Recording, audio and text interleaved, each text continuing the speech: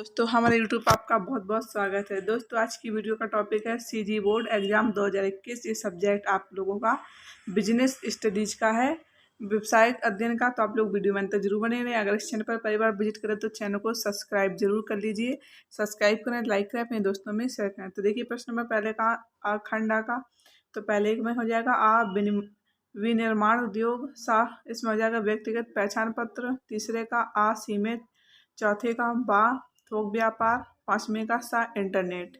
तो इस प्रकार के आप लोगों के प्रश्न एक के आंसर हो जाएंगे। तो आप लोग नोट करते जाइए अपनी कॉपी पर। प्रश्न खंड बा का देखिए आंसर। पहले में नियोक्ता हो जाएगा, दूसरे में आवश्यक हो जाएगा, तीसरे में विदेश हो जाएगा, चौथे में बंधक हो जाएगा, पांचवें में 3 वर्ष हो जाएगा। तो इस तरीके से खंड बा के आप लोगों के सभी आंसर हो गए। ये एक एक नंबर वाले दोस्तों आप लोगों के आंसर हैं। तो आप लोग इस तरीके से नोट कर लीजिए।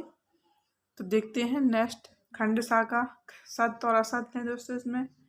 तो पहले में सत्य असत्य हो जाएगा, दूसरे में सत्य, तीसरे में सत्य, चौथे में असत्य, पांचवें में सत्य, छठवें में असत्य हो जाएगा, सातवें में असत्य हो जाएगा, आठवें में असत्य हो, नवें में सत्य हो जाएगा, 10वें में भी सत्य हो जाएगा। तो इस तरीके से आप लोग सत्य असत्य के निशान लगा लीजिए या फिर लिख लीजिए। प्रश्न नंबर दूसरे का आंसर देखिए। दो नंबर वाले 2 अंक वाले आप लोगों के उत्तर हैं। तो आप लोग देखिए पेशों की विशेषताएं। पॉइंट नंबर पहला है पेशे संबंधी कार्य करने के लिए विशेष ज्ञान, प्रशिक्षण व अनुभव की आवश्यकता होती है। दूसरा पॉइंट देखिए पेशा संबंधी कार्य का मूल्यांकन पूर्व से नहीं किया जा सकता है। प्रश्न नंबर तीसरा का हल देख लीजिए। वायु प्रदूषण के कारण। तो पहला पॉइंट है वाहनों से निकलने वाला धुआं। दूसरा पॉइंट है औद्योगिक इकाइयों से निकलने वाला धुआं तथा रसायन। प्रश्न नंबर 4 का सलूशन देख लीजिए। बहुराष्ट्रीय कंपनियों के उदाहरण। तो पहला पॉइंट है एयरबस समूह। तो दूसरा है BIC। प्रश्न नंबर 5 का आंसर देख लीजिए। एकल स्वामित्व के अंतर्गत व्यक्ति रोजगार न मिलने की दशा में कम पूंजी से भी व्यापार शुरू कर सकता है तथा धीरे धीरे अन्य व्यक्तियों को भी रोजगार के अवसर प्रदान कर सकता है। यह देश में बेरोजगारी तथा निर्धनता दूर करने में सहायक होता है। दोस्तों अभी तक आप लोगों ने सब्सक्राइब नहीं किया तो चैनल को सब्सक्राइब जरूर कर लें, साथ ही बेल आइकन ऑन करें, जिससे भी कोई वीडियो डालें उसकी नोटिफिकेशन सबसे पहले आप तक पहुँचे। अभी तक आप लोगों ने पेपर के सोल्यूशन कुछ पेपर के सोल्यूशन नहीं देखे हैं तो आप लोग इस चैनल पर जाकर देख सकते हैं। हर पेपर का सोल्यूशन हम अपने चैनल पर अपलोड कर चुके हैं, तो आप लोग देख सकते हैं चैनल पर जाकर। तो प्रश्न नंबर 6 का आंसर देखिए। निजी भंडार गृह, सार्वजनिक भंडार गृह। ये भंडार गृह उत्पादकों अथवा निर्माताओं द्वारा साधारणतया अपने संरक्षण हेतु चलाए जाते हैं। जिन भंडारों के निर्माण आम जनता के उपयोग के लिए अथवा सार्वजनिक भंडारण के लिए किया जाता है उन्हें सार्वजनिक भंडार गृह कहते हैं। पॉइंट नंबर दूसरा देखिए ऐसे भंडार गृह चलाने के लिए किसी प्रकार के लाइसेंस की आवश्यकता नहीं होती। ऐसे भंडार गृह चलाने के लिए सरकार से लाइसेंस की आवश्यकता होती है। तो आप लोग इस तरीके से अंतर 2 लिख लीजिए। प्रश्न नंबर 7 का हल देखिए। टेलीफोन मौखिक संवाद का बहुत ही लोकप्रिय साधन है। संगठन के बाहर तथा अंदर संवाद के लिए टेलीफोन का काफ़ी प्रयोग किया जाता है। टेलीफोन सुविधाएं सरकार और निजी दोनों तरह की कंपनियां उपलब्ध कराती हैं। टेलीफोन से तुरंत संवाद स्थापित हो जाता है, इसलिए इसका काफ़ी प्रयोग हो रहा है। तो आप लोग 7 का सलूशन लिख लीजिए दोस्तों अपनी कॉपी पर। प्रश्न नंबर 8 का सलूशन देखिए। डाक सेवा भारत की ही नहीं बल्कि पूरे विश्व की सबसे बड़ी सेवा है। हमारे भारत में डाक सेवा का प्रबंध संचालन भारत सरकार द्वारा किया जाता है। डाकघर में विभिन्न प्रकार के डाकघर आते हैं।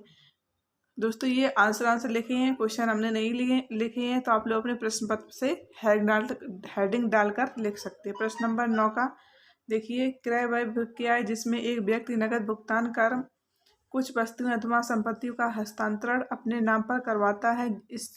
इसमें एक व्यक्ति द्वारा दूसरे व्यक्ति से नकद भुगतान पर सेवाएं प्राप्त करना सम्मिलित है। प्रश्न नंबर 10 का हल देख लीजिए। सुपर बाजार उपभोक्ताओं का बड़े पैमाने का सरकारी भंडार है जिसमें बड़ी संख्या में विविध प्रकार का सामान जैसे खाद्य सामग्री, सब्जियों, फल, किराना, यहाँ तक कि आवश्यक सामान एक ही छत के नीचे मिलती हैं।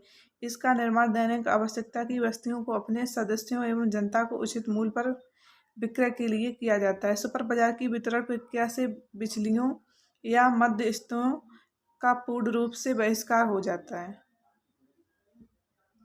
तो प्रश्न नंबर 11 का हल देख लीजिए। थोक विक्रेता वितरण माध्यम के वे मध्यस्थ जो बड़ी मात्रा में वस्तुओं का क्रय विक्रय करते हैं, वह फुटकर विक्रेताओं को माल बेचते हैं और कभी कभी तो सीधे उपभोक्ता को माल बेचते हैं। प्रश्न नंबर 12 का हल है ये, तो आप लोग 12 का भी नोट कर लीजिए। व्यक्ति विक्रय से तात्पर्य ग्राहकों के समक्ष वस्तुएं और सेवाओं के ऐसे प्रस्तुतिकरण से है जो उन्हें उन वस्तुओं और सेवाओं को क्रय करने के लिए विशक्त का व सहमत कर सकें।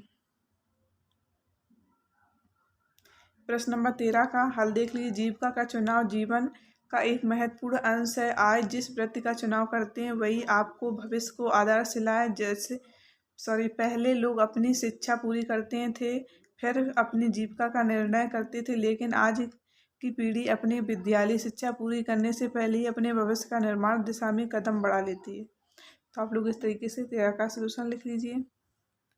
14 का आंसर देखिए। वित्तीय कंपनी द्वारा जारी किया गया कार्ड जो धारक को समानता विक्रय स्थान पर उधार की सुविधा प्रदान करता है। क्रेडिट कार्ड का ब्याज लगता है तथा वे समानता अल्पावधि वित्त हेतु उपयोग किए जाते हैं। साधारणतया क्रय के एक माह पश्चात से ब्याज प्रारंभ होता है तथा व्यक्तियों की ऋण धारण क्षमता के आधार पर उधार की सीमा पहले ही तय कर दी जाती है। तो आप लोग 14 का सलूशन इससे 15 का देख लीजिए। अस्थगित विलंबित किस्त विक्रय जब वस्तुएं बेच दी जाती हैं और उनके मूल का भुगतान किस्तों द्वारा करने का समझौता हो जाता है, तो ऐसे विक्रय को अस्थगित किस्त विक्रय कहते हैं। दूसरा पॉइंट, निविदा के माध्यम से विक्रय। देखिए दूसरा पॉइंट है विक्रय की रूस प्रणाली में क्रेता द्वारा निविदाएं आमंत्रित की जाती हैं। इसके प्रत्युत्तर में विभिन्न आपूर्तिकर्ता अपनी आपूर्ति की शर्तें बेचते हैं। सर्वाधिक प्रतियोगी एवं अनुकूल शर्तों वाले आपूर्तिकर्ता का चयन किया जाता है तथा उन्हें माल का विक्रय किया जाता है। पॉइंट नंबर 3, नीलामी द्वारा विक्रय। प्रश्न क्रमांक 1 का अध्ययन करेंगे। तो आप लोग देख लीजिए 1 का प्रश्न नंबर 16 का आंसर देख लीजिए। उपयोगिता वर्ग विभिन्न समस्याओं से घिरे रहते हैं, उनमें से कुछ प्रमुख निम्न है। पॉइंट है पहला, खाद्य पदार्थों में निम्न किस्म की वस्तुएं मिलाना, जैसे काली मिर्च में पपीते के सूखे बीज, मक्खन में वनस्पति घी, अच्छी किस्म के खाद्य तेलों में निम्न स्तर पर तेल आदि। ये सभी पदार्थ उपभोक्ताओं के स्वरूप पर प्रभाव डालते हैं। दूसरा पॉइंट देखिए, असली उत्पाद के बदले डुप्लीकेट वस्तुएं उपभोक्ताओं को देना। ऐसा कार्य प्रायः नकली दवाओं में किया जाता है, जैसे इंजेक्शन में केवल पानी मिलाकर लेबल लगाकर बेच दिया जाता है। ग्लूकोज की बोतल में खाली जल भरकर लगा दिया जाता है। पॉइंट नंबर 3 देखिए, नाप तौला के गलत पैमाने का उपयोग करके, जैसे गलत निशान वाला टेप या गज वाली भाग किलोग्राम, कभी कभी सीलबंद सामान उसके वजन से कम होते हैं। प्रश्न नंबर 17 का आंसर देखिए। स्वयं सहायता का दायित्व। उपयोगिता से यह अपेक्षा की जाती है कि जहां तक संभव हो वस्तु के संबंध में सूचना एवं चुनाव के लिए वह विक्रेता पर निर्भर न रहे। दूसरा पॉइंट, लेन देन का प्रमाण। देखिए उपभोक्ता का दूसरा दायित्व क्रय का प्रमाण एवं स्थायी वस्तुओं के क्रय से संबंधित प्रभुत्व प्राप्त करना एवं उन्हें सुरक्षित रखता है। प्रश्न नंबर 18 का सलूशन देख लीजिए। अभिप्रेरणा, एक बार जब आय किसी कार्य को करने के लिए अभिप्रेरित हो जाते हैं तो उस कार्य को समाप्त करने के लिए बाद ही दम लेते हैं।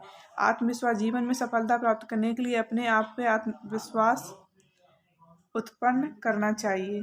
कठिन परिश्रम की ओर अभिमुख रहना, जीवन में कठिन परिश्रम का कोई विकल्प नहीं है। एक व्यवसाय को चलाते समय प्रतिदिन एक ना एक समस्या उठ सकती है। तो आप लोग इस तरीके से 19 का सूचना दोस्तों नोट कर लीजिए। अंतर का आधार, स्वरोजगार, वेतन वृत्ति, नौकरी। तो पहला पॉइंट है, प्रकृति स्वयं कार्यों में लिप्त रहती है, रोजगार दाता के कार्यों को करते हैं। दूसरा पॉइंट, स्थिति, व्यक्ति स्वामी होता है तथा रोजगार दाता भी हो सकता है। व्यक्ति एक कर्मचारी होता है। तीसरा पॉइंट है आय। आय निश्चित नहीं है, यह स्वामी की योग्यता पर निर्भर करती है। कर्मचारी की आय निश्चित होती है। प्रश्न नंबर 20 का आंसर देखिए। पहला पॉइंट है वस्तुओं तथा सेवाओं का लेन देन। दूसरा पॉइंट वस्तुओं तथा सेवाओं का नियमित विनिमय। तीसरा पॉइंट लाभ कमाना उद्देश्य। चौथा पॉइंट है आय की अनिश्चितता एवं जोखिम। तो आप लोग इस तरीके से नोट करते जाइए। प्रश्न नंबर 21 का सोल्यूशन देख लीजिए। निजी कंपनी अधिनियम 1956 के अनुसार निजी कंपनी का अभिप्राय ऐसी कंपनी से है जिसकी न्यूनतम प्रतिशत पूंजी 1 लाख रुपए। इसकी व्यवस्था निम्नलिखित है। तो आप लोग देख लीजिए। अपने सदस्यों के अंशों के हस्तांतरण के अधिकार प्रतिबंधित करती है। सदस्यों की अधिकतम संख्या 50 हो सकती है। तो दूसरा देखिए, सार्वजनिक कंपनी अधिनियम 1956 के अनुसार सार्वजनिक कंपनी का अभिप्राय उस कंपनी से है जो निम्न कंपनी नहीं है। इसकी विशेषता निम्नलिखित है। पहला पॉइंट है इसके अंशों का हस्तांतरण स्वतंत्रता पूर्वक किया जाता है। दूसरा पॉइंट देखिए, इनकी न्यूनतम प्रतिशत पूंजी 5 लाख रुपए होती है। प्रश्न नंबर 22 का सोल्यूशन देखिए। वायु परिवहन के लाभ इनके निम्नलिखित लाभ है। यह परिवहन का सबसे तेज माध्यम है। निम्न स्थानों पर अन्य माध्यमों से नहीं पहुंचा जा सकता है। वहां यह सामान और यात्रियों को पहुंचाने का सबसे ज़्यादा उपयोगी साधन है। तीसरा पॉइंट है प्राकृतिक आपदाओं के दौरान यह परिवहन का सुविधाजनक साधन है। चौथा पॉइंट राष्ट्रीय सुरक्षा और रक्षा में इसका महत्वपूर्ण योगदान। प्रश्न नंबर 23 का हल देखिए। संचार का सस्ता साधन डाक मेल सेवाएं संचार के किसी भी अन्य साधन से कम दर पर उपलब्ध है। दूसरा पॉइंट बचत का प्रोत्साहन साधन आय वाले लोगों को डाकघर द्वारा चलाई जा रही है। विभिन्न छोटी बचत योजनाओं में धन जमा करके बचत करने के लिए प्रोत्साहित किया जाता है। पॉइंट नंबर तीसरा व्यापार को बढ़ावा। डाक सेवाओं की उपलब्धता में आंतरिक और विदेशी व्यापार की वृद्धि और विस्तार में मदद मिलती है। प्रश्न नंबर 24 का हल है भावी हानियों आकस्मिकताओं से रक्षा। व्यापारी को व्यापार करते समय यह भय सदैव रहता है कि भविष्य में होने वाली दैनिक विपदाओं को तथा आकस्मिकताओं रुकावटों आदि के फलस्वरूप उत्पन्न हानियों व क्षतियों से कैसे रक्षा की जाए। पॉइंट नंबर दूसरा आश्रितों को सहारा। असामयिक मृत्यु की रक्षा में व्यक्ति के आश्रितों को सहारा कैसे मिले यह एक चिंता का विषय है। तीसरा पॉइंट दुर्घटना जन क्षति की पूर्ति। व्यावसायिक जोखिम सामूहिक घटनाओं से होने वाली क्षति की पूर्ति बीमा से ही संभव है। प्रश्न नंबर 25 का सोल्यूशन है। तो आप लोगों के 1 से 25 तक पूरे क्वेश्चन आंसर हैं। फुटकर व्यापार के कारण निम्नलिखित है। पहला पॉइंट है थोक व्यापारियों से वस्तुएं खरीदकर संग्रहित करना। दूसरा पॉइंट है विभिन्न वस्तुओं के लिए उपयोक्ताओं की मांग का अनुमान लगाना। तीसरा पॉइंट संग्रहित वस्तुओं की सुरक्षा एवं उपयोक्ता मांग के अनुसार उनको खरीदना। चौथा पॉइंट है उपभोक्ता की आवश्यकता की पूर्ति करना।